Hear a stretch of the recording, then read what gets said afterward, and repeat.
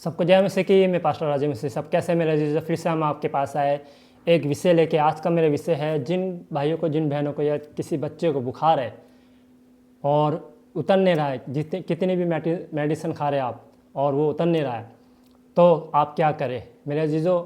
Medicine खा रहे हो तब भी फ़र्क नहीं हो रहा है, कमज़ोरी आ रही है और वीकनेस आ रहा है और थकावट हो रही है, शरीर में दर्द रह रहा है, तो आप घबराए नहीं। मैं आपको बताता हूँ क्या करें।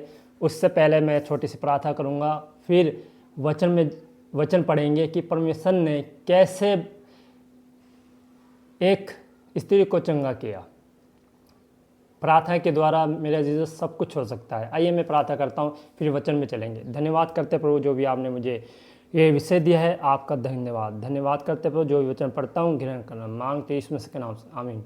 मेरे अजीज़ा, पतरस तो आपने सुना होगा, नाम बाइबल में है, और उसकी सास को बुखार था।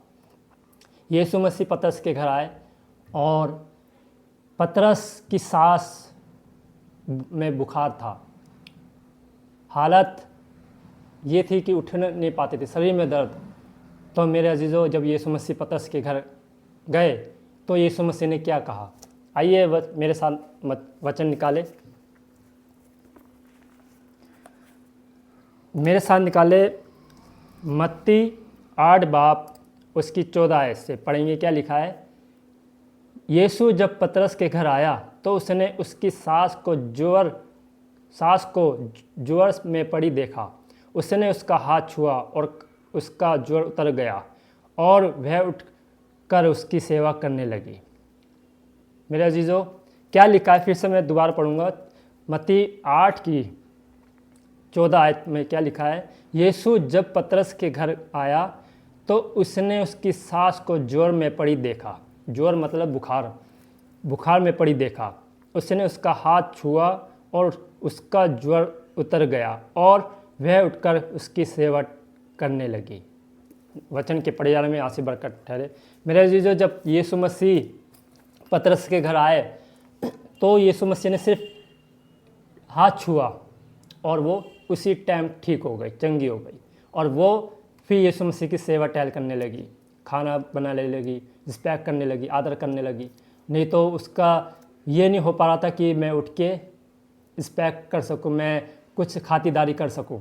मेरे जीजो, जब हम बीमार हो जाते हैं, तकलीफ़ आ जाती है, बड़ी बड़ी सोच आ जाती है हमारे, अब मेरा क्या होगा, अब बुखार ठीक नहीं हो रहा, मेडिसिन इतनी खा रही है, नेगेटिव सोच आती है।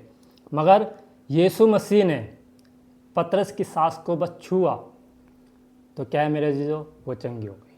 अगर आपको बुखार है, आपके बच्चों को बुखार है, तो आप वचन को छुए, वचन को पढ़े, क्योंकि वचन ही क्या है, जिलाता है।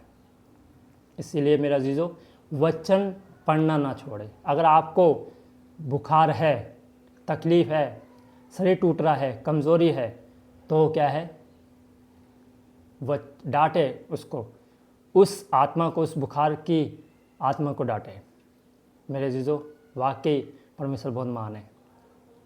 तो यीशु मसीह ने पतरस की सास को छुआ और वो यीशु मसीह की सेवा टहल करने लगी। चलिए मेरे जीजो, परमेश्वर को ना छोड़े। छूना मतलब परमेश्वर को पकड़ना है। यीशु मसीह ने पतरस की सास को छुआ।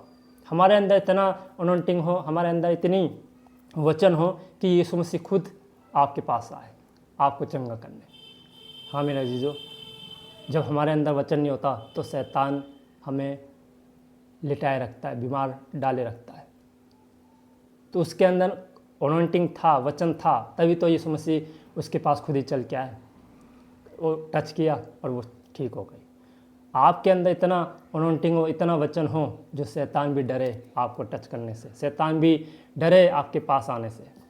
तो इसलिए वचन पढ़े, प्रार्थना लेवल बढ़ाए, वचन ज़्यादा से ज़्यादा करे। जब अगर आप फ़ोन को 1 घंटा देते हो तो वचन को 2 घंटे दो। अगर आप संसारिक बातों को 1 घंटा देते हो, अगर कोई आपका रिश्तेदार का कॉल आ गया तो 1 घंटा कब बीत जाएगा आपको पता नहीं चलेगा। मगर जब वचन पढ़ोगे, थोड़ा नींद आ जाएगी, सुस्ती आ जाएगी, क्या होगा, चलो थोड़ी कल पढ़ लेंगे, कल पढ़ लेंगे। कभी आपका अगर रिश्तेदार का कॉल आ गया तो आप ये नहीं कहोगे कि मैं कल बात करूँगी। हाँ, क्योंकि फिर आपको पता है कि वो बुरा मान जाएंगे अगर मैंने कुछ कह दिया कि कल इतने दिन बाद तो कॉल आया। तो मेरे अजीज़ों, आप वचन पढ़े तो यीशु मसीह आपको जरूर टच करेगा। पुकारे, वो भी पुकार रही थी मन मन में। जब हम यीशु मसीह से प्रार्थना करते हैं ना, तो यीशु मसीह आते, टच करते, ठीक हो जाते, चंगे हो जाते। इसलिए अगर आपको बुखार है, फीवर है, तो आप उतरेगा। आइए मैं प्रार्थना करता हूँ, जिन भाइयों को, जिन बच्चों को, बुजुर्ग को बुखार है, फीवर है, आज परमेश्वर आज़ाद करेगा वचन के द्वारा। आइए मैं प्रार्थना करता हूँ। धन्यवाद करते प्रभु, जो भी आपने ये वचन दिया है। जैसे पतरस की सास को जो बुखार था, आपने टच किया और वो बुखार उतर गया और वो आपकी सेवा टहल करने लगी।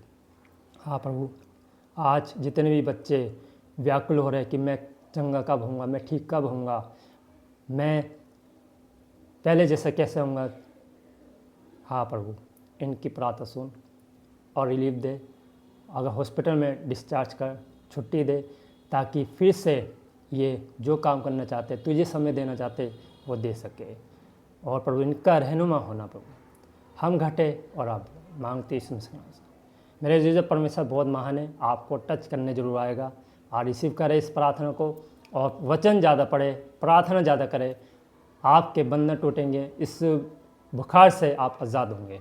गॉड ब्लेस यू, खुदा आपको ऐसे बरकत दे।